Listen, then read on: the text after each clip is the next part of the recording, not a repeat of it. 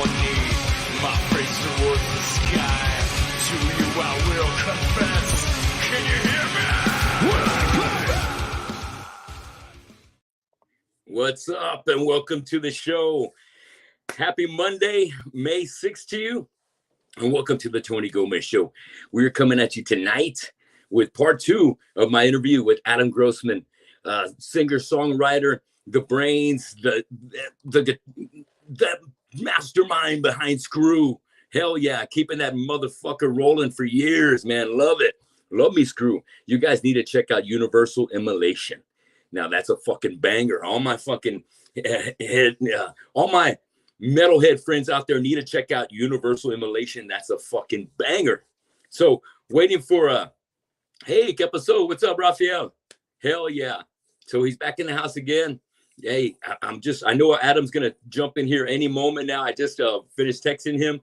And so I'm looking forward to it, man. I know we had a couple of questions for us, Raphael. Shoot them back at me. I think I was on the right track when I'm thinking about you asking a question about what's his preferences between touring the States and overseas. We are back tonight. Can you hear me, brother? Let's see. I can see him. Let's see. Where you at? Adam? How you doing, brother? You can't hear me? Oh, shit. Okay. All right. I tell you, log back on. Get back on and try the link again. All right, we're going to get things cleared up with Adam real quick and get him back on the air. Hell yeah. I can't wait. The first interview we did last, I think it was a week ago, either Monday or Tuesday. Man, we had a great talk. Man, he's got so much history going back from the roots of Corpus Christi. He's got so many great stories, and we just barely scratched the surface. Let me see that. But can you hear me now, sir? Let's see. Adam. I see he's trying to log in. Let's see. Okay, can you hear me now? Hey, geez. We're going to get this worked out over here. Let's see. Bam. Let's see. Boom. Let me clear that out real quick. Let's see. It looks like you're right there trying to get in, but I got you in already. Settings, stream. Got my. How's your mic? On your side, do you see a mic on and off on the bottom of it? Geez, we're having some problems right here. Guys, we're going to get this fixed up real quick so we can get Adam rocking and rolling here on the interview. Let's see. Boom. What can I get? Let me try this again. Stream info private layout. Post comments. No, we're good. We're good right there. You still not hearing me yet? You can't hear me? You can't hear me yet, Adam? Let's see. I'm not too sure if it's coming in on your side or not. Let me turn this off. I think that should be fine. Let me see if that was giving us any kind of interruption. What do you think? Can you hear me now? Almost? Almost? You got me? You got me going yet? Adam, I know we're ready to rock this. Damn. Okay. Be patient, guys. We're going to work this out. Adam's going to jump back in here, and we're going to get the show on the road. Well, you know, last week we started scratching the surface with the introduction of the birth of SKREW and some really cool stories on how Chip from Sound Vibes helped out Adam and Danny get some ideas together working with the first sampler that came to Sound Vibes. Hell yeah, I love that story. And also we got into the recording of the Angkor Wat albums, man, which I thought was fucking awesome, man. I love getting into the details of that and finding out that was going to be. Can you hear me now? Yeah, I can. Can you hear me now? Adam, good to see you again. How you doing, bro? I'm doing very well. Really, really well, Tony. Thank you very much. Awesome. I got to tell you, too, you are a much handsomer guy than I expected without that fucking corpse paint. Hey, thanks a lot, man. Thanks a lot. Handsome grandpa. It's metal and rock and roll keeps me young, man. Dude, It does this. what else? It does this thing for me. What else are you gonna do, right? That's right.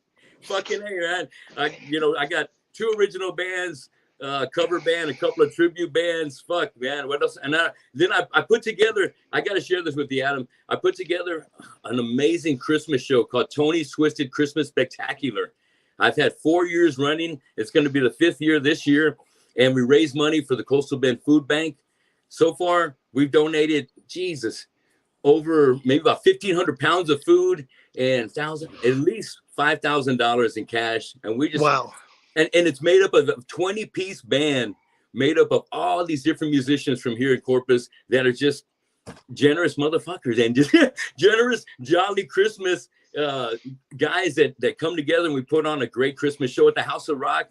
And I couldn't be more blessed to have a great group of guys. They're called the Harbor City All-Stars. And dude, that is so fucking cool that you do that, because I'll tell you something. Those of us that have had the opportunity to excuse me, those of us that have had the opportunity to do things that are to fulfill our passions, right? yes, we're very fortunate. Not many people get to do that, in their right. lives. And so it's kind of a responsibility that we have to do something to give back. Yes. I mean, that's how I live my life. Forget about music. That's what I do for a living. That's just the way I've chosen to live my life. I want my kid to see that's what I do, so that he does that as well. Yeah. So, Tony, really seriously, I just want to say good on you for doing that kind of work. I mean, that's important. It's really, really important. I feel like it is. And like you said, it's like my calling. And, getting bands together and getting people together, putting shows together is what I do. So, when I had my grandson, that's what changed things. He's going on 5 this year. And when I had him in October, I just had this tremendous amount of love and generosity, and I want to give back. And I was so grateful of, now I got my own grandson. Holy smoke, I got to give back. So called a bunch of my friends up and said, hey, I listened to this Twisted Sister concert that put on called Twisted Sister Christmas. And so we're doing all these Christmas carols, but done in the vein of like 80s hard rock. So that's awesome. Man, it's a great time, man. Oh, it's a great time. If you ever come around Christmas time to visit, do you still have family over here? Yeah, I do. Actually, I'm going to be down at some point this summer, man. My kid loves to visit my dad. His grandpa, my father, lives in Corpus still. Great. And we don't make it down near enough. We used to come down a lot more often, and then the pandemic hit. Yeah. We kind of got out of the habit of it. I don't know what the deal is, but yeah. But yeah, if I'm able to make it down during the holidays, that would be a blast to come. Bring and check Boris, out. bring your dad. It's a full family event, family fun event. We got a guy dressed up like Krampus that comes every year, and he takes pictures with everybody, and it keeps growing. I can't. I'm just so proud of it. But let me put that in the background, and let's get back to talking some really good stories that we were getting into this last week. And when we left off, I was about to mention something. Yeah. That Robert Arzuaga, God, this had to have been 1991. So we did a show in San Antonio one weekend, and it was, I don't even remember the venue, but there was this guy up in the front of the crowd, and he was hassling one of the other guys in the band, and he was face and pulling on his cables and, fucking with his pedals and shit. And, between songs, I went over to the guy and I offered him $5. I said, here, dude, go get a beer, go buy a beer. But when I did that, I looked in this guy's eyes, and he wasn't drunk. He was like on some hardcore hallucinogenics. I mean, this guy was like, he was somewhere else. Yeah. And he kept fucking doing this. So I don't know, They say the apple doesn't fall far from the tree. My dad's got a terrible temper. He Okay. used to. He's mellowed out as he's gotten older. Yeah. But I mean, he's still been known to, like, do stupid shit on occasion. And I followed through on the old Grossman charm, and this guy just like would not quit, and I dove off the stage as I'm throwing a punch to hit this guy. Oh shit. And about halfway through, I realized, oh fuck, he's further away than I thought he was. So I pushed even harder off the monitor, and Yeah. I just pummeled this dude right here, right in the face, Oh and shit. split him wide open. Wow. And that was the end of the show, because also I broke my hand. Oh. Yeah. Brilliant, right? Smart guy. And this is like maybe 3 months before we're supposed to go record what became the first SKREW record. Oh shit. Okay. Yeah. So I had Yeah. to drive back to Corpus with a broken hand, and wasn't sure it was broken until I tried to get into my apartment, and Yeah. I couldn't use it. You know what I mean? Ooh. So I had to go to Yeah. the hospital, and I got chewed out by the doctor in the hospital, because he's like, Grossman, he said, I knew your grandpa. My grandfather was a doctor and Okay. worked out of Spawn as well. So this Wow. guy's like, tell me what happened. And I made up some story, and I said, I was walking up the stairs of my apartment tonight, and I slipped because it was rainy and cold. And I said, I fell on the stairs, and he looked at me, and he goes, boy, don't you goddamn lie to me. He said, you were in a bar tonight, and you hit somebody, and you didn't have a good fist made, and we call that a boxer's fracture. And I knew your grandpa, blah, blah, blah. He just started He fucking laid into going you. off at me. And I was like, sorry, yes, you're right. That's exactly what happened. So anyway, long story short, I ended up with a cast on that hand. Yeah. And Shit. and it was supposed to be on there for, I don't know, 6 weeks or 8 weeks or something like that. And about 3 weeks in, we're like getting ready to leave for Chicago to do this record. And Yeah. I'm like, fuck, I can't, I've got to play guitar on this thing. So I go into Sound Vibes. Nobody would help me. Only Robert. Only Robert. Robert. Robert sawed the cast off my fucking hand so that I could fucking make that first SKREW record. And I will be forever grateful to him, because what was I going to do? I mean, those things aren't made. They're made out of now they're made out of, it's like fiberglass or some shit. You know what I mean? You can't just like get it wet and rip it off. But back then it was like the plaster caster, right? Dude, Robert hooked me up. I'll always be very grateful to him for that. So Robert he's so cool. I've had him on the show, man. He's got a great band called the Jam Council. And man, he tears it up at least once or twice a month over here, like at Rockets Bar and Grill. And man, he's on the top of his game right now musically. And I tell you what, nobody takes care of you better here in town than Robert over there at Sound Vibes. Yeah, no, you're absolutely right. And it's funny because, man, I'm thinking about it, and I've known that guy for 40 fucking years. Damn.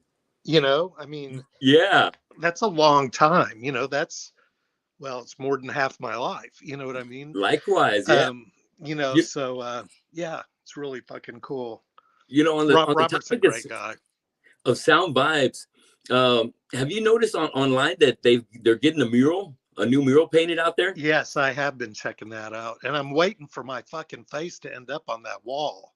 Fuck yeah, that's what I'm talking about. Yeah, dude. They don't want to scare people away. They want to bring people in. No, I've been checking it out. Yeah, it looks like the latest I saw was that Dimebag and Vinny are up there. Yes. So yeah, it's fucking cool, man. Dude, there's parts of Corpus that are gone forever. That fucking studio right down the street that used to be the Chinese Laundry. I forget why I'm drawing a blank on the name of it. Down the street from Hacienda. Right Hacienda. Yeah. I mean, dude, that place was a piece of history. Big you know time. What I mean? Forget about the fact that we did our first recordings there and shit.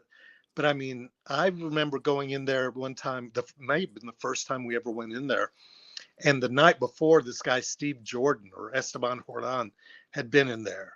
And I didn't know who he was at the time, but I found out. And this guy's like the fucking, Jimi Hendrix of the accordion or whatever, Oh and shit. yeah. And I mean, big fucking records for Mexico, for the country of Mexico, were recorded there. That's And now what is it? What's there now? Man, I don't think there's anything there. I think it shut it down. Well, they tore the building down. Yeah. But I don't know why. What for? What was the point? What was the point if you're not gonna, have something to build in there? That's but let me backtrack. You said you recorded in there? Was that by any chance Demonstration Under Duress? No, Demonstration Under Duress was, I think that was recorded at Gary Beck's studio. Gary Beck's, yeah. So and so check this out. That was his home studio, right? That's right. That's right. It was like in his garage or something. He was a really cool guy. He didn't know what the fuck we were doing. You know what I mean? But we had, and I think it was the day after the first End of Summer Slam. Okay. And Walt Trashler, is that his name? Yeah. Walt from Rotting Corpse. All of a sudden that didn't sound right.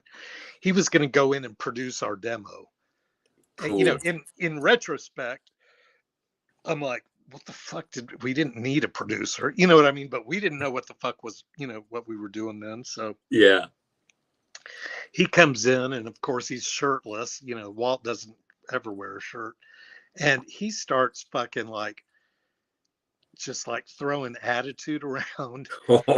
And Gary Beck took one look at him and basically said, I'm going to fucking beat your ass if you don't shut your mouth. And Walt turned around and walked out and left. He split. Shit. Yeah. And I was like, oh, great. Now what are we going to do? And Gary's like, don't worry about it. I got you guys. He ended up he was the one that produced, recorded that first demo. And then we went in and did another demo, I think. I don't know. Was it maybe Civilized? That it might have been. I don't remember, but I do remember the guy that recorded us was this old fucking dude named Spook. Spook. Yeah. Yeah, Spook. He was the house engineer there. Okay.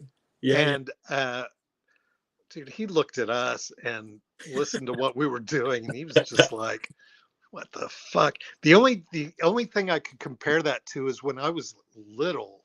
My mom once or twice a week would take me and my brother and sister. We'd go to Ray's restaurant. I love breakfast. Yeah. For breakfast before school. Fuck yeah. And at the Ray's in Carmel Parkway or Carmel Shopping Center Village, right? They had all these little jukeboxes at each of the booths, right? At each booth, yeah. And every morning it'd be 7 a.m, and I'd be, popping in the fucking quarters. And my favorite song to play was Edgar Winter's Frankenstein, yeah. And so every time we'd walk in, and there was always this group of dudes, old dudes, sitting at the fucking counter drinking coffee and shooting the shit in the morning before work or whatever. Yeah. And it's every time we'd walk in, they'd be like, oh fuck, here we gotta listen to this fucking little white kid, this little alien, playing this fucking loud ass music at 7 a.m. It was the same kind of look that Spook gave us when we fucking started recording that shit. Oh shit, that's good, man. I love that. I love it. Hey, you know what? Before I get too ahead, I want to give a shout out to my man Raphael. He's joining us in the chat room, and I know you guys had a chance to catch up. Right? Yeah. Hell yes. Well, let me see, Ralph. Let me see. He said one night is one another is when he listens to new music. Do you focus on the music or do you focus on the lyrics? And what's more important to you? Well, what you sing about, or is the badass music? You know, it's weird. I've never paid attention to lyrics. Okay. Like even in songs that I love of other bands, I don't know what the fuck they're talking about. No idea. I mean, obviously, John Wayne was a Nazi by MDC. It's Yeah, pretty hard not to understand what they're talking I about. get it. Yeah. Right. But Fuck but yeah. for the most part, I've always listened to guitar. Like that fucking tone, that crunch, Yeah. that's, one record I remember when I first started getting into like punk rock shit, when I was probably like 13 or 14, 76 or 77. Yeah. Uh, there was a record by this band. At the time, I didn't know who they were, but they were called The Gods. The Gods. Yes. Yes. Do you know this record? Well, I don't These. know the record, Oh, but so well, because I haven't told I've you seen yet. them But live it's. though. Oh, you have? So Yeah. they had a It's record. I don't remember what it was called. Might have been Rock and Roll Machine. okay. And it Yeah. had a golden chariot on the front coming like Yes. out of the sun. Anyway, Fuck dude, yeah. the fucking tone on that record was so heavy. I mean, the songs were kind of, you know, I know. they I were fine. They were good. exactly. I get it. Yes. They Hell were yeah. good rock, but their It fucking was. guitar tone was just so fucking, that's what I've always been into, Of Fuck yeah. course, Judas Priest, seeing that stuff early on. Um, again, I never listened to the words as much as the vocal melodies. I Yeah. never knew what they were saying, I never paid attention. And then when it came time that, I started playing in bands, like my very first band in Austin was called The Infected. The Affected. Yeah. And I was the oldest guy in the band, and you know, by a year probably or whatever. But Okay, just the year. I was gonna say you can't be the oldest guy in all your bands. no, in that band, let me think. I think Richard Mather was like maybe 18 months younger than me, Cool. and Yeah, then yeah, the other two guys were like a grade below him or whatever. But yeah. when you're in high school, it doesn't really, age doesn't mean shit. It don't But exactly. You just want I to jam. was I was the only one that would even try to write lyrics. I mean, they were stupid, but that's how I started writing lyrics. Even though I wasn't the singer, nobody else would do it. We had a singer who he would get up and sing at shows and pretend that he was saying words, but he was just speaking gibberish, like in a British accent. Oh, even with the Yeah, it was so terrible, so yeah. bad. Oh But shit. yeah. That is very cool. Hell yeah. Yeah, and So Raphael, he's calling that out. That's why I was going to mention Metallica opened up for the guys, and Metallica on fucking Master of Puppets what? here at the Coliseum. Yes. So, What? yeah. Fuck I yeah. didn't know that. Wow. I'm thinking, were you on? You must have been on tour or something. No, I was. Yeah, I had to have been in Corpus at that time. 86. Master of Puppets, Yeah. and they opened for the Gods. For the gods. That's how I got into them. It's like, hey, shit, they must be good. They got good taste in opening bands. Let me Yeah, check them out. yeah, But yeah, it was a yeah, cool show. yeah. Needless to say, it was it wasn't like Slayer opening up for Wasp. You know what I mean? Dude, that show. You remember That's that? when. Oh my God, dude. So okay, me and Danny were at that show, and I don't know. We had shitty tickets somewhere in the back, but we were kind of hanging out Yeah. behind the front area, waiting for the lights to go out. And as soon as the lights went out, we jumped up on the backs of the chairs and just started running on the Yeah. backs of the chairs up to the front. We got up to the very fucking front, Fuck and yeah. Slayer was out of fucking control. And then after that, I was like, I don't give a fuck about Wasp.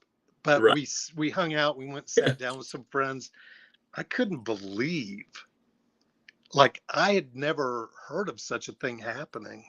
Yeah. when everybody was just like chanting for Slayer. And I Even think it was during the after watch. like, yeah, I think 2 songs in, they fucking left the stage. Isn't that right? I'm telling you, they were hating it. They were hating. Raven hated it the worst. They, you know, their singer jumped out into the crowd, man, trying to fucking start some shit. But it didn't. Oh, It didn't get really? them far. Yeah, yeah. We Screw opened up direct support for Slayer at the Milwaukee Metal Fest in like Oh, 95 or 96. And yeah. I was thinking about, fuck, nobody ever wants to open up for Slayer because I mean they're just gonna make everybody look like shit. But Right. I was worried about the crowd, like, you know, not being into us just because they were ready to see Slayer. And Yeah. but dude, I was like really surprised we had a fucking awesome reaction from the crowd. And Oh, then fuck and then yeah. of course, Slayer comes on and they just fucking tore it up. Was Yes. that, I think it was like 95 or 96, something like that. 95, 96. So I'm trying to think right there. We're looking at that. Is that in between Dust and Shadow of Doubt? So the record we were touring, yeah, was Shadow of Doubt. That's right. Okay. Yeah. Oh, Yeah. tight. Yeah. Tight. Well, you already had a good catalog right there. So I'm sure you picked out some fucking bangers to keep everybody fucking thrashing out there for it. Well, one of the things that I've always said from the get-go, like from the beginning of Angkor Wat, it's like it doesn't matter, if you miss a fucking note. It Sure. doesn't matter if you don't play perfectly. What people are gonna remember is that, if someone's like standing there and looking at their guitar neck and, they're hitting every note, you can sit at home and listen to the record for that shit. For real. People want to see a fucking show. They want Fuck some yeah. fucking action. And that's the thing that I think one of the things that made Angkor Wat so good is that we were not afraid to fucking go off. Yeah. And Everybody moved. dude, that's Cryptic Slaughter broke up on tour with us. Oh, fuck. Did you know that? I didn't know it was on tour with y'all. Yeah, we were on Fuck. tour All with right. them and we were opening for them every night and just Yeah. fucking wasting them. I mean, fuck Shit. it. And they were great guys. We loved them and we fucking supported them and we hung out. We had so much fun on that tour. That tour basically only got Money halfway talks. through. Yeah. I mean, halfway through, they pulled the plug and they broke up. Wow. We were just like fucking pummeling them every night. No shit. Yeah. Well, I'm at that stage right there, or even in with the catalog that I've heard from Cryptic Slaughter, your shit is a fucking definitely bangs harder. Definitely Well, bangs harder. it's a different deal. It's a It different is. thing, but yeah, and I mean, I continue to be friends with those guys. Fuck, I spent a lot of time in LA with their bass player Rob Nicholson Wow. years after that. Yeah. Yeah. Um, Good people, man. Hell yes. yeah, yeah, yeah. So, and I'm still friends with Scott and Yeah. the drummer, Yep. and Les, Les, Les. guitar Yeah. player. They're bringing Uh, it back. They're just going under a different name now. yeah, yeah, yeah. I've seen some clips of their shows too, and it's fucking probably better than it ever was. I You know, know what I right? mean? Well, Hell yes. we were all just kids back then. We didn't know what the fuck we were doing. Just like fucking. But that's been my whole thing, the whole time. I'm sorry, I'm talking too much, huh? No, you're not. Hell no. Okay. Well, what I was gonna Give it to say me. is, that, for me, uh, playing music has always been kind of like psychotherapy, right? Yeah. Like, I'll be honest with you, man. I was kind of brought up in kind of a fucked up situation. Like, some kind of hardcore shit happened when I was a kid, Yeah. and nobody teaches you or your parents how to deal with it. And No. so what happens is, you figure out a way, and whether it's drinking or smoking weed or shooting dope or whatever. And I Yeah. did all of those things very early, and realized that that was getting me nowhere. And I'll never forget, man. I can't remember the name of the apartment complex, but it was on Alameda. Fuck, Sun something, I can't remember. But I had this little tiny fucking apartment. It's on It the was way to like to the university, right? yeah, Yeah. exactly. I know I know which one you're talking about. The little theater used to be right next door or whatever. Yeah. Anyway, so I had this little tiny, it was a one-room apartment with a bathroom and kind of a little kitchenette. Yeah. And I was working at the car wash, red carpet car wash. Yeah. Alumni. I used to work there too. Did you? Yeah, out there on The state. one on Everhart? I was on the one on Weber. Ah, okay. Yeah, I was at Everhart. And Okay. that was actually my first job too. But anyway, Anyway. that's a different story. But I'd go work and I'd come home and I didn't have anything to do. I Yeah. didn't know anybody. So I started sitting down and playing guitar. And I remember, as if it was just a minute ago, the moment in which I connected, like, the ability to express something from inside on this guitar, on the guitar. Yeah. And I was like, what? Wait, what the fuck was that? Yes. And it was like, it was meaningful to me. You know what I mean? Like, I had never put that together before. Yeah. And pretty soon it was like, just getting into that fucking vibe. And, Yeah. when we put Angkor Wat together, our rehearsals were as important to me as anything. Fuck Like, yes. for keeping me sane, because we would go in there and Danny's parents, they fucking, they let us just totally move all the furniture out of the front bedroom. Oh, And killer. I think there was a bunk bed in there, but the rest was a PA and all our gear. Yeah. And every fucking day between the let out of school and dinner, we would fucking run through our set a couple times. Oh, kick ass. Yeah. And that was like, dude, that probably saved my life. Really. Yeah. And so Yeah. ever since then, it's been like being able to connect with that, that it's like being able to connect with the energy. Maybe I don't play the note exactly right or whatever, but it's like, it's just like, fuck. Yes. It's better than, burning down the world around you. You know what I mean? At Right. least you're creating something that other people can, hopefully relate to. And so far that seems to be a fairly successful aspect of it. I mean, Yeah. no, we never sold millions of records, but the people that did hear it were like, I get it. I get can it. relate, Yes. and Hell yeah. that's the success right there. It is that I totally know what you're talking about. We've got, besides you guys being hometown heroes, we've got like some other guys out of Alice called Shattered Sun, who's been able to get out and get under a label, get on the road with Slayer and fucking Testament and Exodus, and make a good name for themselves. Cut a few badass albums, and I almost forgot what I was going with this right here, but we get the inspiration, and all we need to do is just we get a little something, we get a little taste of it, and it becomes like the fuel to our fire, and it creates something in us that we never want to leave.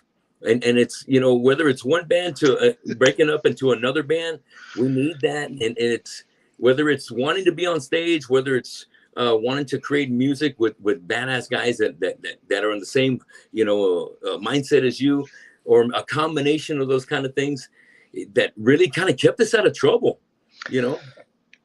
I mean, you are absolutely right.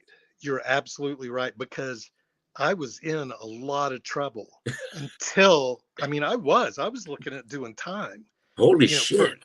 For stupid shit when I was like, 18, 19 years old, and I would not have been good in prison. You know what I'm saying? Same here. Fuck yeah. I'd have been someone's fucking, bitch, probably, because I was just like, skinny, scared little fucking drug addict.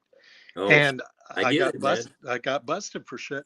And then that's when I, because the drugs, the alcohol and all that shit, that doesn't solve anything. But what it does do is it, for a while at least, it deadens it. It's like Yeah. anesthesia. You know, Yeah. if you have like an infected arm, they're going to put anesthesia on it, but that's not going to solve the problem. They're going to Right. have to cut it off or whatever. You know what I mean? Mm-hmm. So the anesthesia, basically, after a while, you realize it doesn't work. So Yeah. something's got to give. You got to figure something out.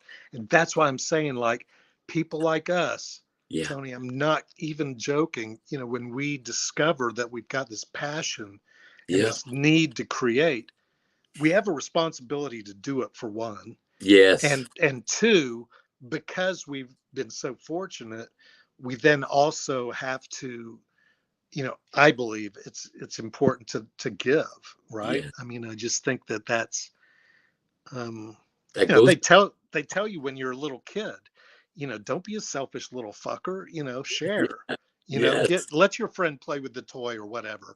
Don't Yeah. lie. These basic little things that people seem to have forgotten Yeah. nowadays. Those are But it's important, man. that fundamental is what keeps the sanity and the civilization alive. You know what I mean? Being good to each other, communicating, helping each other fucking rise. And who would have thought a bunch of fucking punk rockers and metalheads would be the guys that are like yeah, looking out for that shit, I looking out know. for that part of our culture. Yeah. But look, dude, I'm all tattooed. I've got tattoos on my face and shit. And I work in a field where, people come to me for help. And they, I work for the government. I don't know if you Wow. knew that. Yeah. So I'm a counselor, right? And so, Okay. yeah. And so people come to me and, at first they'll be like, what, they don't want to look me in the eye or what, whatever. But after a while, they kind of get to know who I am. And dude, I worked in a methadone clinic in Corpus years ago in the Wow. in the early 90s. And Yeah. dude, I saw some crazy shit, but I met some of the fucking coolest people Hell yeah. that were clients. Yeah. Um, but the point is that it's the old saying, you can't judge a book by its cover. Right. The people that are always getting busted for pedophilia or you know stealing, they always look like your fucking high school biology teacher, Yeah. right? They don't Absolutely. ever look like some kind of freak or something. um, Right. Yep. so you just never can tell. But I guess like we were talking about, the point is being able to be true to yourself and Yeah. be honest about who you are, and that's going to be good for you and for everybody around you. Fuck yeah. Well said. I like that right there. And I tell you what, I got Adam, we can jive all night, but I want to hit some great questions Do here it. Do it. before we wrap things up. All right. Yeah. And I've had such a great time already. I hate to have to get to some of this, Same. but you know what? Thanks a lot. So let me ask you this. Did you help design some of the clown artwork for Angkor Wat? It was originally my design. Oh, the skank, right? Fuck yeah. I remember the very first one. It was like a Ronald McDonald style, with like almost like a stick guy and Angkor Wat on the anchor and the Wat on the bottom. Yeah. Fuck yeah. But I have to be honest with you, the good stuff was Dave Brinkman. I mean, Dave Brinkman, kind of feel like, I should be the president of the Dave Brinkman fan club or something. But we can do that together. Honest, dude, he's a really talented artist as well. Yeah. Like, he drew some of the most badass shit. I did a lot of flyers. He did a lot of flyers, but like the t-shirt designs, I think they were mostly his. I did a couple things, but yeah, when we were coming up with a name, looking for a name, we couldn't. we were talking about Circus of Horrors or something like that. Yeah. And I thought, clowns to me have always been scary. Yep. When I was a little kid going to the Shriner Circus at at the Coliseum rather, Yeah. the clowns always scared the shit out of me. I don't know why. But so that's what, I came up with this like scary clown with kind of a nail head type thing. Genius, man. I love it. Yes. And then Dave just like fucking ran with it, He man. ran He's with just, it. yeah, he I, just, yeah, he that's rules at that definitely shit. part of the genius of Angkor Wat and the success was the merchandising behind it. And I don't think it was actually maybe designed like that. It was just, you had some great ideas, had Dave to come up with the artwork. We got a show coming up. Let's print some shirts. But in hindsight, you guys had some of the best shirts ever made out of anybody's shirts at that time, man, because they were always so badass and the hardcore punk look to it all the time. And even against my best wishes, they always came out in white, and I always wear black. But if anybody had a white shirt, I was gonna buy it from Angkor Wat or Black Flag. Because why did we always do that? Why did we always printed shit on white shirts? Well, I'll tell you one reason is because so my family in Austin, my mom had a screen print business. Cool. And so I believe that she was doing the majority of our printing and doing it for like, next to nothing, just basically for cost. And so it was cheapest to do white t-shirts, because if you do a black t-shirt, you got to do one screen of white on the black and then print the colors on that. And I think we did like one or two black shirts. I don't know why we always did white shirts. I never wear white shirts. Never. Never. I know. I always wear black shirts. Always. But, when they did the comeback several years ago, they got some new artwork, and that's when I had to, of course, Angkor Wat's putting out shirts. I'm going to buy it, man. So hell yeah. So I'm sporting that one tonight. Dude, look at that fucking, what am I trying to say? The font or whatever that the name is written in. Yes. That's the original. Like, Dave Brinkman came up with that. Yeah. It's got to be him, because that's totally his t-shirt. That's his style. That's all Dave. Love you, Dave. Hell yeah. Well, let me see. Next thing I got for you. What are your favorite 3 Angkor Wat songs? Oof. Fuck, that's tough, man. Each album then. One from Demonstration, one from Awake, and one from Corpus. I will say one of them is Warsaw. Yes, fuck yeah. And one of the reasons is because the English voice sang that part in the middle over the acoustic guitar part. That's my stepfather. And okay. Yeah, he passed away, I don't know, 2001 or something like that. Okay. So it's really cool to have a recording of his voice. Of him on there. Very cool. But that song also was just like that main riff was just so fucking, at the time, it was just so heavy. You know what I mean? So that was also kind of one of the first ones that we did that was like kind of getting more into a little bit more complicated arrangements and trying to do some different things. And so that song I really enjoyed on that record, Seat of Power. Is that a song? Seat of Power, yes. That's the title, yeah. That song is one that I really enjoy. Great song, hell yeah. Yeah. What about Corpus Christi? Give me one for Corpus. From Corpus I know Christi, that was kind of a different situation. You know what I mean? But if there was one on there that you were like, you know what, shit, I think I sounded the best on this one, which one would it be? I'll be honest with you, it's the very last song on the record. Not the Barracuda cover, but that one that's like super out there and very different. Yeah. I can't even Wow. remember. Driving Wheel, I think is what it's called. Driving Wheel. Okay. And that song is where it's, of course, it was the last song that I recorded vocals on. Uh-huh. And that was the one where I kind of felt like, oh, this is how you do it. I Oh. I really wanted to go back and re-record everything, but the Carrie Crafton, who produced that record, was like, no, we're not doing that. We don't have time, dude. We don't have time.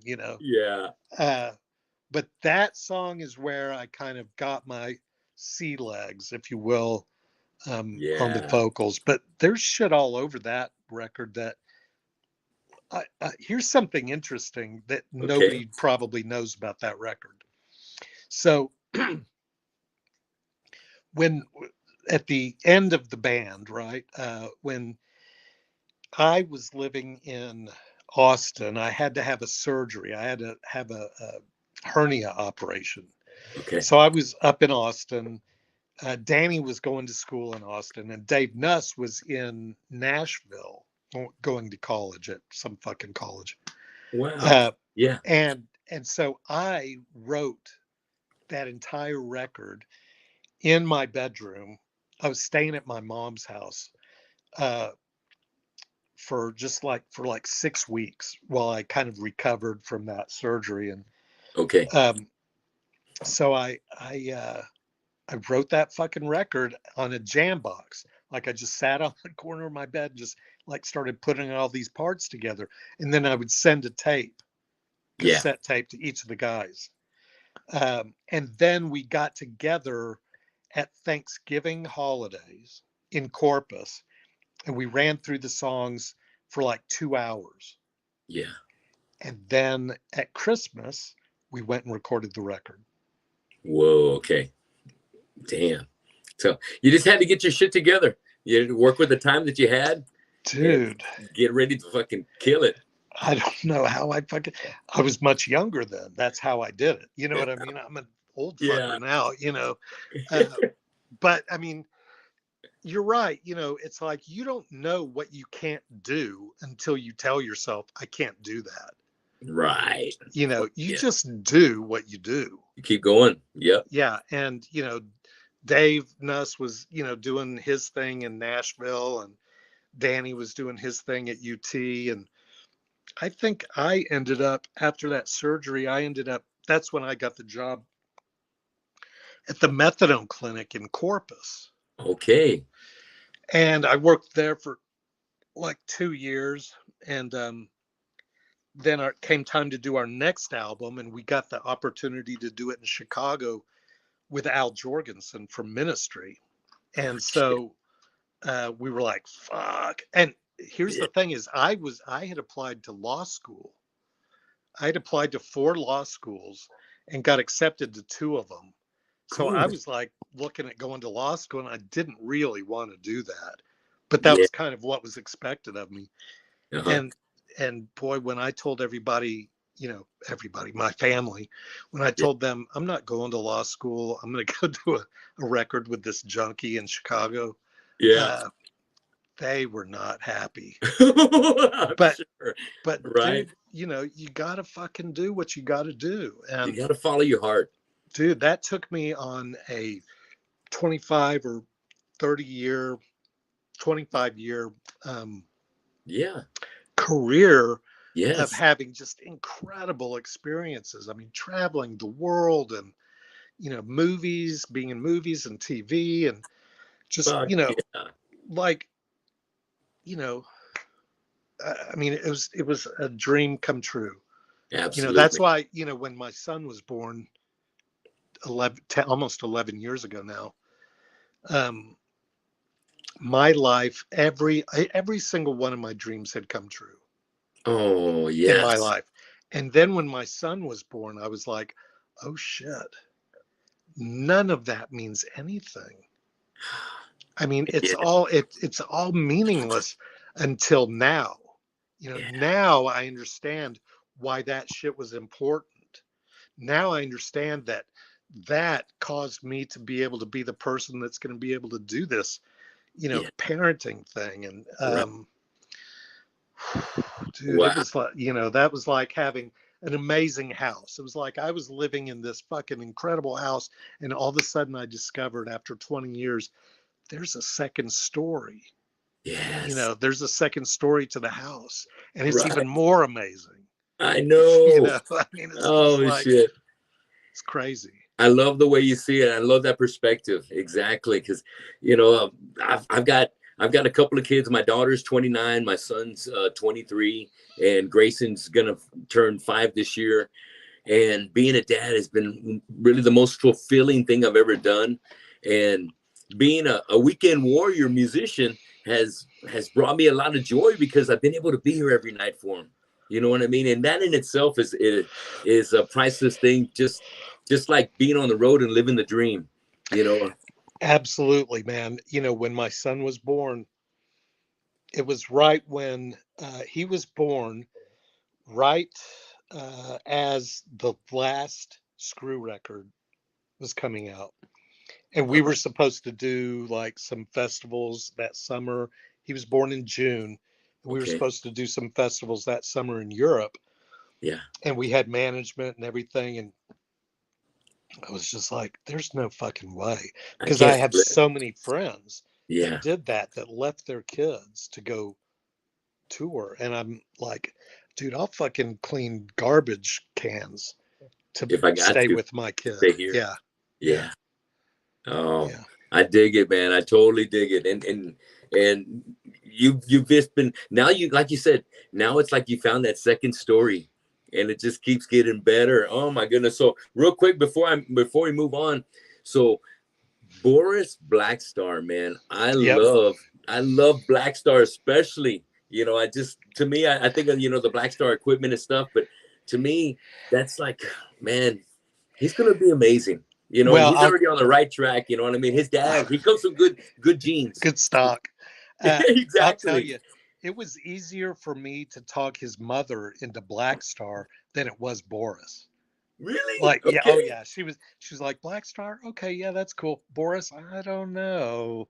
I mean, it took me. I'm like, his name is going to be fucking Black Star, Boris Black Star Grossman. That's all there is to it. Man, all And yes. eventually, she came around. But it came from a dream.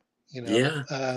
And so Wow. it's a trip because he's. I mean, everybody thinks their kid's the best, and my kid is really. He's Yes. super sweet. He does well in school. He's got a lot of good friends, and he's a pretty average kid. Most things. He's not. Yeah. He's not. Doing calculus or anything. I mean, he's doing math I couldn't do at all. Oh, cool. But one thing that he does have is he's Yeah. got the musical thing. Oh It's shit. it's weird Yes. because his mom is also a very talented musician, although she's never done anything, but she can sing like crazy and she can Oh, harmonize, and she's just got a really great ear. yes. And Boris has got that. I mean, so he might there's 2 schools that he might go to next year for Yeah. middle school. Okay. And he auditioned for the bands at both schools, and I mean both schools like are really want him. Oh, hell Uh, yes. so um, I've provided him the opportunity to do that stuff, but I've never pushed it on him really. Yeah. And he's not super into it, but he's talented. He's Yeah. got the ability. It's a trip. And sometimes with kids, especially thinking about my daughter, she became a badass basketball player. But at the beginning, she played all through middle school and all through high school. And when she played at Ray, they were at Ray High School. They were regional champs all 4 years she was there. Whoa. Wow. So, but getting started, man, she didn't want to do shit. But when she got there, she had a great time. And it was like that every weekend. It was a battle. Hey, it's Yeah. time to get out there. I don't want to go. When she gets there, hey, she starts running shit. So, kids are just, they're the best, man. They are the Yeah. best. When they find their niche, Yeah. it's incredible for us just to get behind them and give them all the support and all the love they need and Yeah. just watch them grow and develop. It's the best, payback from being a parent. Absolutely, man. Absolutely. I mean, it's the one thing that I'm the most grateful for in my Yeah. life. I mean, like I said, I've had dreams come true. Dude, Yes. I've stood on stage in front of, 200,000 people, at the Dynamo Festival. Yeah. And that's a fucking trip. Fuck But yeah. it doesn't compare to like when your kid looks at you and just goes, "I love you, Dad." I love I you, mean, Dad. I mean, it's just like, what? Oh man. Why? Why would you love me? I know, right? I don't deserve it. I don't Right. deserve it. That's right. Right. Oh man. Yeah. From one dad to another, man. Just let's keep doing them right. Right on. Right Keep on. doing them right. Well, I'm working on having more kids. I'm trying to impregnate as many women as possible.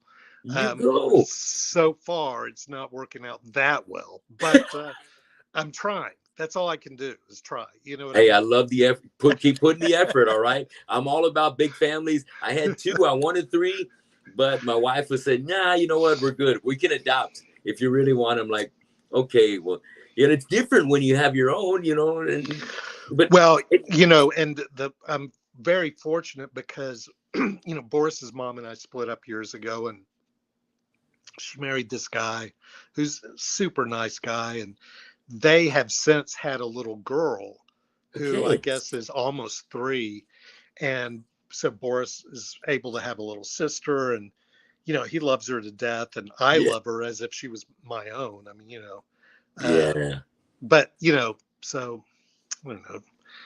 It sounds silly, but that's kind of what life is about. yes. We got to breed. We got to keep our civilization alive and flourishing. Keep the human race going, and leave a good legacy behind. And hopefully, our kids do what's right. Right, Because doing the right thing isn't always easy, and sometimes you got to do it alone, and you got to do it against popular decision. But right. after you do it, you can have the pride and and you can feel good about knowing that Yeah. you did what you felt was right. Well, and I'm going to bring this full circle. If you Okay. listen to some of the lyrics on that first Angkor Wat record, All right. listen to some of the lyrics, read the lyrics that I wrote on that shit. And it's crazy because I don't know if I was channeling some shit or what, but it's all about exactly what we're talking about. It's Okay. all it's all about, you know, developing a positive belief Yes. so that you can spread that, you know. Right. I mean, like I said, I read those lyrics now and I'm like, holy fuck, it's crazy because it's totally appropriate for the moment and for Yeah, this moment in time. that's right. And I'm gonna point out one song off that one, and it's a Angkor Wat classic that always fucking starts a fucking pit. Died Young, and Hmm. what I want to point out, Ricky. Died Young, it's definitely it's not a pro suicide song. It's definitely an anti suicide song. It's Yeah, all empowering yourself right. to be the best you can, and to rise against these different obstacles and challenges that always come across our table as young kids. And take the chance, show you care, reach out, Right. make a difference. I love the And lyrics, man. I and so that Dave Brinkman wrote that. Okay, all right, And all right. here's what's even more insane is that two people that didn't know each other suddenly form a band and have that kind of symbiotic writing relationship in terms of, you know, he wasn't wanting to write about castles and dragons, which would have been fine, right? I mean, I wouldn't Yeah, have cared, but he was interested in writing the same shit I was. yeah, hell Isn't that yes. crazy? It's Right. crazy. It's just that kind of chemistry. It was meant to be. It was meant to Yeah. be. Meant to Yeah. be. Hell yeah. Well, we're I don't want to keep you on here too long, man, but I'm notorious for having some long shows. And real quick, and I had my bass player Alex Dominguez. You probably know Alex from Fuck Annihilator. yeah. Yeah. Hell yeah. And Yeah. I had him on. We talked for 5 hours. Holy smoke! One thing. So I love our conversations, Adam, but I ain't Yeah. gonna do that to you. All right. Yeah, I appreciate that because I don't think I can go that long. I I mean, know, man. So I'm my gonna hat's just off to you and Alex for that. oh, dude. Well, the good thing about me now, we had a couple of great bands together that we shared like 6-7 years, and then he ended up breaking away to go do the Devastation tour overseas when they did the reunion tour, and Yeah. more power to him. Big shout out to Rodney and all the Deva guys. Hell Hell yes. yeah. Hell yeah. Let me bring it back home so that way I can finish strong. I want to Okay. give love to some of my favorite tracks off of Burning in Water, Drowned in Flames. Okay. Charlemagne, of Mm. course, the title track. Mhm. That gets me right off the beginning, man. Right off the Mhm. beginning. And Indestructible fucking Mhm. crushes. Your Mhm. cover of Sympathy for the Devil. Hell yeah. And I Mhm. got it. One of the lines that I love, and I think it comes out on Burning in Water, is it's a sample that says, I'm gonna baptize everyone in fire. Yeah. Oh man, that's heavy. That's heavy. I don't know where you got Yeah. that from, but did you maybe do that yourself? No, that was fuck. I don't remember. You know, That Danny and was I sick. used to spend hours watching movies and just sampling the living shit out of everything. Yes, We got that was a samples good one. from movies that didn't even come out in the movies that were only in the commercial for the movies. Ah, I mean, yeah, just crazy shit, you know. right. Fuck yes. All right. Let me keep going, giving some more love over here. Right.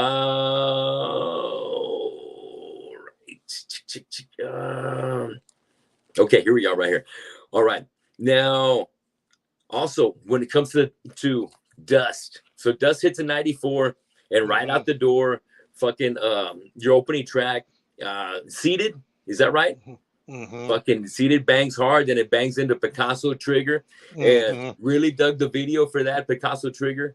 Hell yeah. Mm-hmm. You came out looking good in that, you and Danny. Yeah, And who are the thanks. other members? The band members at that time, Yeah, that video. so Mark Dufour was on drums. Okay. That guy's a fucking monster drummer. One of Yeah, the best drummers I've ever, maybe the best drummer I ever played with. cool. Mark Dufour, this guy named Brandon was playing bass. I don't remember Brandon's last name though. Another guy named Jim Valentine was on keyboards. Uh, Okay. the guitar player with the purple Les Paul was Doug Chapuis, and then Okay. there was one more guitar player. Oh, Possum, this guy Possum. No shit. All right. Yeah, That was a banging video. Love it. yeah, it was Moving on. fun. Some tracks that I love on there besides Seated and Picasso Trigger. Fucking Jesus Screw Superstar. Genius title. I love that a lot. That's a banger right there. Mouthful of Dust. Love fucking Mouthful of Dust. And Season 4 for Wither With her, yeah, are fucking killers too. Those two right there. Loving it. And then we hit 96. Shadow Dows comes out, and right off the bat, man, I think the first three really just I dug into those three. She Said, Black yeah, Eye. hmm Really a big fan of Knotted Twig. I really love yeah. Knotted Twig a lot. It's a kicks ass. You know who worked with me on that song? Who? Do you know who Jed Simon is? Jed? So No, I don't. yeah, he's this Canadian guitar player. He played in um, oh fuck, what's the name of the band? God damn it, man. Uh, the guy, he sang for Steve Vai, and he's kind of crazy now. He's David Lee bald. Roth. No, no, no, no, no. Oh, Uh, yeah, God. Frank Zappa. no, he's bald now, and he wears glasses, and he does all these fucking incredible records. He's insane. What is his fucking name? Strapping Young Lad was the name of the band. Devin Okay, Townsend. Devin Townsend. Okay, thank you. So He's Jed good. God, played he's good. guitar with Devin Townsend in Strapping Young Lad. And there was a period where I wanted to bring him in to do the Screw stuff, Yeah. but it was just it was too much. You'd be amazed at how difficult it is to bring a Canadian into America to do a job that a million different Americans could probably do. You know what I mean? Yeah. So it wasn't, but he did write on that song with me. So Very yeah, cool nodded twig. collaboration right there. Yeah, yeah, yeah. Thinking about something else I came across, I thought this was really awesome. You made it on a I guess it was a compilation called um, Electronic Saviors, Industrial Music to Cure Cancer. Fucking A. What? Yeah, it's and your track was called Christ Cross. Oh, yeah, yeah, yeah, yeah, yeah. That's Now, recent, huh? was that did that come across your table before or after cancer hit you? So, well, that song was one of the first Screw songs, and Oh, it okay. got recorded for every single record we ever did, but never made it onto any of the records. Oh shit. Okay. Yeah, so we had a Yeah. version of it, and that was after, yeah, after I had already been diagnosed with cancer and survived it. Um, anytime Very cool. somebody asks me to do something for a charity thing, I'm always down to do it. Awesome. Speaking of, I think Raphael said that maybe you might have done some help for some veterans. You've been doing some. Let me bring it back over here. He says, "I'm a veteran, and what Adam does to give back to a lot of veterans is very special." Well, so yeah, so like a lot of the people that I deal with in my job are Oh, veterans. Yeah, okay. yeah, yeah. Yes. Guys that come back from with PTSD or Hmm. having lost limbs, and yeah, Yeah. yeah, yeah. That's powerful, Adam. I love Dude, the fact that it's you're there to be there and be a counselor for them. yeah, Um, I have I contribute to Wounded Warriors, Tunnel for Towers. Um, I love the fact that we have such amazing patriots that are out there that have given the ultimate sacrifices, and just for me to be able to do things like we're doing tonight, yeah, for me to be able to go to work and to have a kid and everything possible, I'm so appreciative, and I've been blessed to have my father, my uncle, my grandfather, and his uncle and his brother serve as well. mm, And so yeah, I'm so glad that you're there and to be that strength when they need yeah. it, that helping hand, and be the brother and sister, maybe brother to our to our brother and sisters out there that Yeah. need that. Thanks, man. I appreciate it. And I'll tell you, there is nothing, if my work only ever affects one person, Yeah. that's one more person than it wouldn't have. You know what I mean? Like, Oh, it's so meaningful, big and time. so yeah, it's Yes, it's it's a gift to be able to do this kind of work, really. it really is, man. Yeah. Let me keep Yeah. it rocking. So Universal Immolation hits now. Now we're talking 2014. You It hit missed one. heavier than ever. You missed Oh, one. I'm sorry, Angel Seed. I Angel missed Angel Seed. Seed. Yes, Dude, exactly. that's an important record for me. That's a Tell me why it was really more important. important. Well, that record was the first time that I felt like I had time since the first record, to really write, to really sit down and write and do Okay. something that I wanted to do.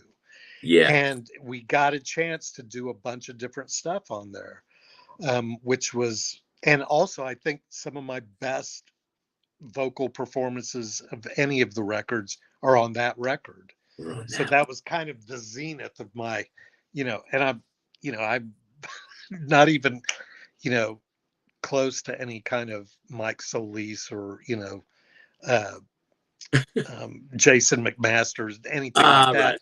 right. But Of just for course. what I was trying to do, Yeah. that I felt the best about my vocals on that record. So yeah. And was that right? Was that 2011?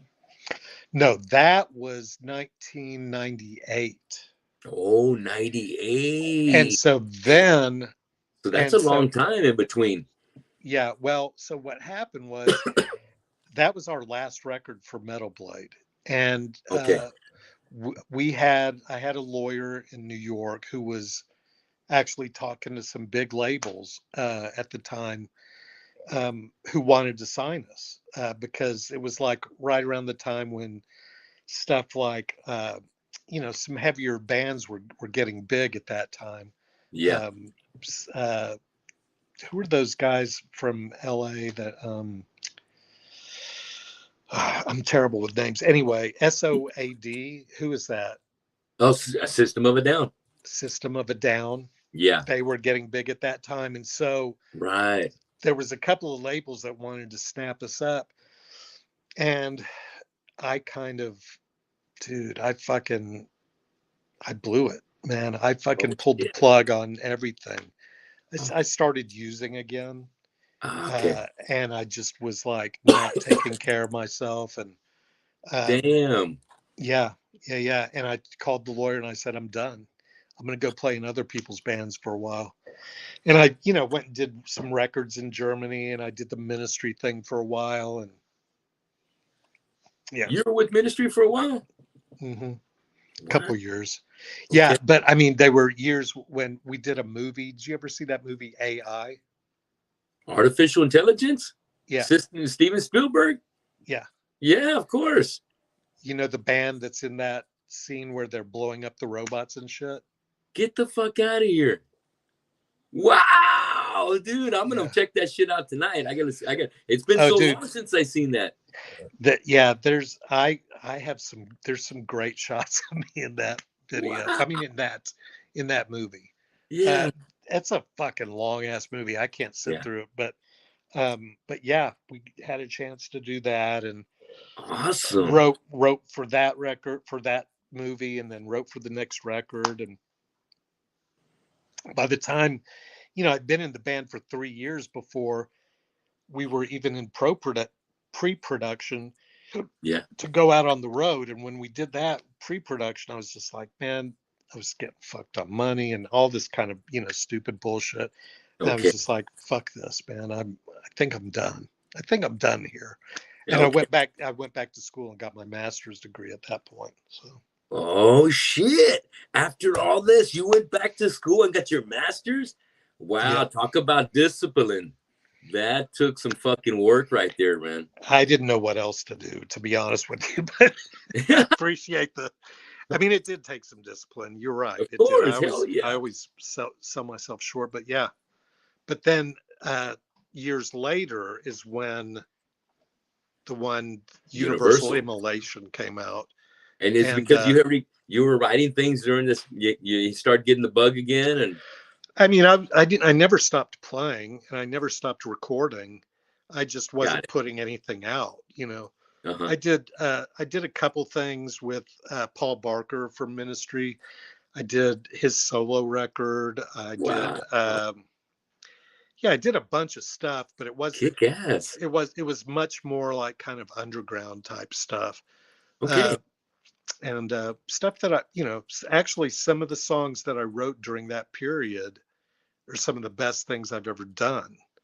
But Yeah. then when we did Universal Immolation, it was just kind of a for fun thing, and it's kind of a heavy record, actually.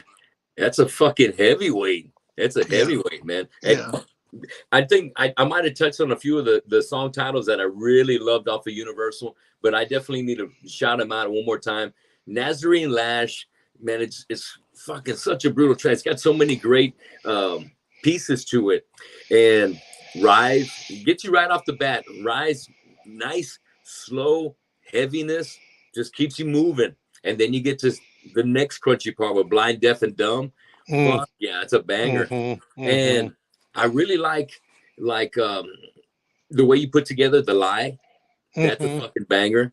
And I was listening last night. I was at the gym, and I was listening to Universal Immolation.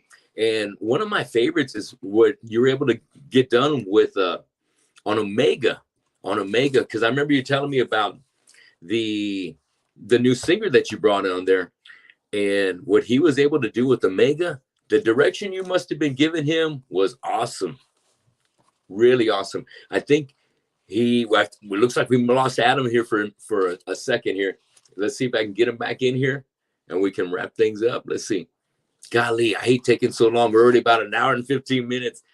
Adam's such a great guy, and it's so many great, easy things to talk to him about. But let's see if he can tap in there one more time, and if not, then we'll wrap things up. But guys, thanks so much for everybody that's tapping in here right now. If you want to just say who you are, maybe give me some horns up in the chat room. Let me know who you are. I want to give you a shout out. Raphael, pleasure, man. Thanks for watching the show tonight.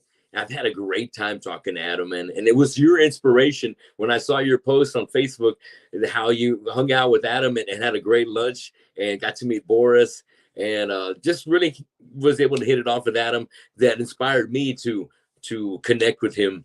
And you know, sometimes doing this podcasting thing, I'm shy. I'm not just reaching out to everybody I know, and so that's kind of why I hadn't reached out to some of the other guys from Angkor Wat after doing Dave.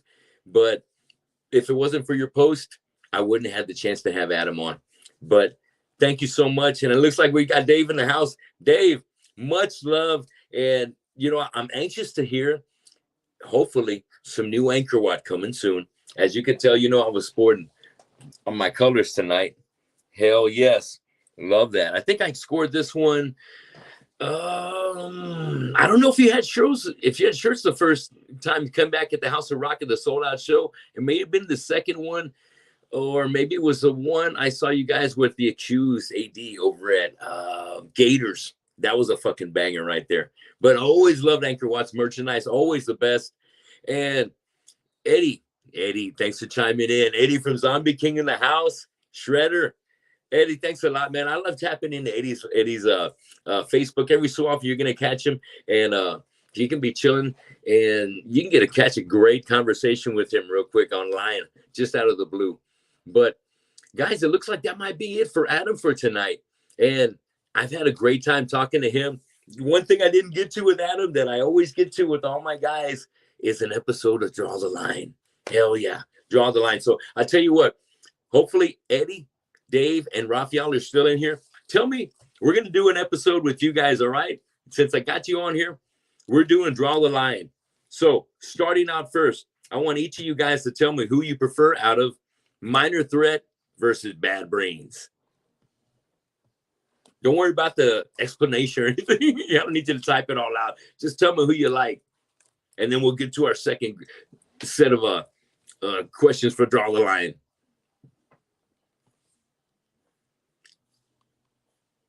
Bad Brains for Raphael. Oh, love me some fucking Bad Brains. Yes. Fuck yeah. HR, one of the best vocalists out there. Yes. Bad Brains for Dave, too. Oh, yeah. Bad Brains is a sick name. Hell yeah. You got to hear him if you haven't heard him yet, Eddie. They're, especially Eye Against Eye. The production on that is steps above what they did in the original album. But what they did in the original album is historic. Pay to Come. I think they got the Right Brigade on there, and Sailing On, and Sailing. Fucking Bad Jam. Gotta check it out. Sailing On, Bad Brains. Next one, guys. Who do you prefer? Albums: DRI Crossover versus SOD Speak English or Die. Crossover versus Speak English or Die. What do you guys choose? Let's see.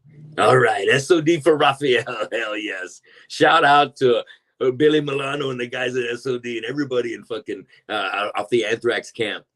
Oh, there we go. DRI for Dave, DRI for Eddie, and SOD for Raphael. And Dave may be leaning a little towards DRI because he's had the pleasure of opening up for DRI on the legendary crossover tour. Fuck yeah. And Thrash Zone, I think it was, over at the Stardust. So fuck yeah. Okay, third question. Here we go. Sabbath, Black Sabbath versus Led Zeppelin. Let's see what comes in here, guys. Here we go. Here we go. Black Sabbath versus Led Zeppelin. Sabbath, Eddie says. Sabbath. Oh, my bad. No, we got everybody's down the line. Eddie, Ralph, Dave, Sabbath all day, Black Sabbath. Fuck yeah. And shout out to all the singers, man. Ozzy Osbourne here is one of my favorite, but I love Dio. I love Ian Gillan. Who else has been on the fucking mic for them? Those three are the biggest bangers. Let's move on to the next one. Okay, fourth, we're talking about frontmen. Who, and this is definitely staged around the SKREW, the industrial metal world right here. So we're talking about James Hetfield versus Al Jorgensen. Fuck yeah, two beasts, guitar players, singers. Who do you favor, guys? Hetfield or Jorgensen? Or you can do James or Al. We'll keep it short. Al for Raphael. Hetfield for Eddie. And let's see. Come on, Dave. Maybe I made this one a little tough for Dave here. Dave says, "Ow, okay, all right, hell yeah." Hey, both of them legendary fucking singer guitar players in their genres and trailblazers, fucking trailblazers. Fuck yeah. Okay, fifth one. Ministry versus Rammstein. Ministry versus Rammstein. Fuck yeah. Both monsters in the world of industrial metal. You know, when it comes to Rammstein, I don't care. I don't understand what the lyrics are, man, because he fucking sounds great and the band sounds fucking amazing. So Rammstein or Ministry? Ministry for Dave, hell yeah, and for Raphael, hell yeah. I know, yeah, Ministry for the Lord, hell yeah. What, you know, one thing I loved about Ministry back in the day, when I first heard some of the music, I think it came off of The Land of Rape and Honey. When I heard how fast the guitar was being played, I was like, it's got to be all electronic. No one can play that fast. But then when I finally saw Ministry live, I seen him do it live. And now I know that Adam played with Ministry. He can do that shit, man. All these guys are machines. So moving on, I got one more for us. Last one, and this is a good one, especially for you, Dave, all right? Especially for you. I need you to tell me who you prefer out of these crossover giants.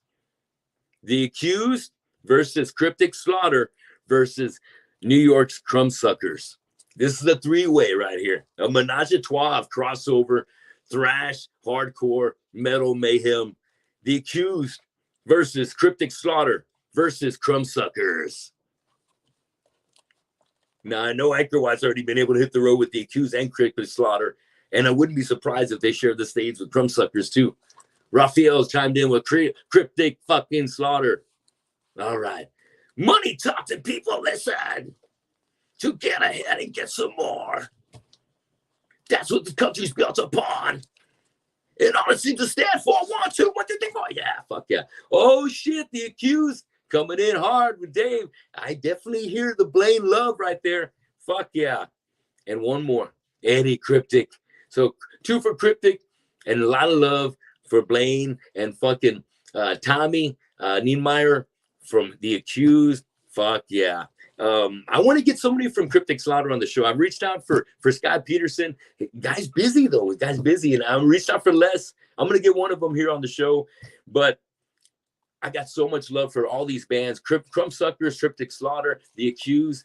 I love those bands, man. Crumbsuckers' Life of Dreams is a fucking, yes, it's crossover, but it's just such great metal. So if you just love metal, give Crumbsuckers a listen. Give Cryptic Slaughter a listen. Give The Accused a listen.